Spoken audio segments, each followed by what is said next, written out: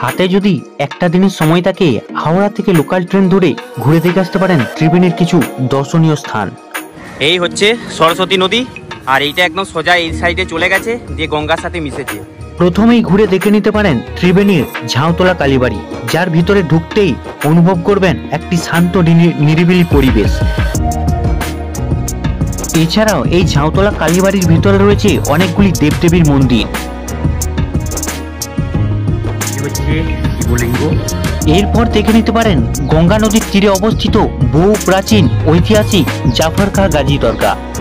দরগার মধ্যে ভিতরে ঢুকে দেখছি, কিন্তু ভিতরে ক্যামেরা এলাও নেই। এরপর ঘুরে দেখে নিন ত্রিবেণীর পবিত্র শ্মশান ঘাট।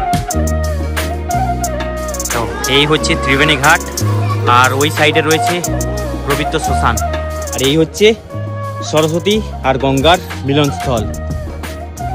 এ হচ্ছে ত্রিবেণী ঘাট, তার পাশেই রয়েছে মহাশ্মশান। আর ত্রিবেণী সঙ্গম বলার কারণ হচ্ছে এখানে সরস্বতী আর গঙ্গা নদীর মিলনস্থল দেখতে পাচ্ছ।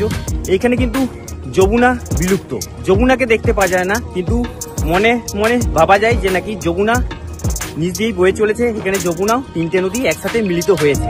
এরই সাথে ঘুরে দেখে নিতে পারেন সেই বিখ্যাত নেতিধোপানির ঘাট, যেখানে বেহুলার সাথে দেখা হয়েছিল নেতিধোপানির। তারপর ত্রিবেণী ঘাট থেকে ঘুরে আসার পথেই দেখে নিন বেণীমাধবতলা শিব মন্দির। তারপর ত্রিবেণী থেকে একটা টোটো ভাড়া করে ঘুরে দেখে নিন বাকি স্পটগুলি।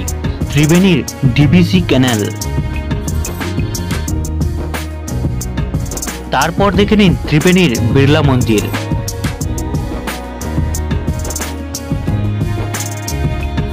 তারপর ত্রিবেণী থেকে কিছু দূরে রয়েছে রঘু ডাকাত কালীবাড়ি। হচ্ছে সামনে রঘু ডাকাত কালীবাড়ির মায়ের মন্দির, যেখানে রঘু ডাকাত এককালীন এখানে কিন্তু নরবলি প্রথা ছিল।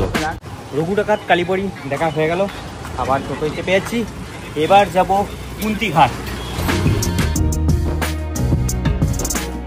চলে এসছি সেই ঐতিহাসিক কাঠের ব্রিজ, আর নিচে বয়ে চলেছে কুন্তি নদী।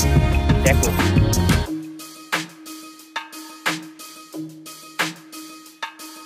বহু পুরনো কাঠের ব্রিজ, এখনো সেই শক্তপোক্ত, মাঝে মাঝে মেনটেনেন্স করা হয়েছিল।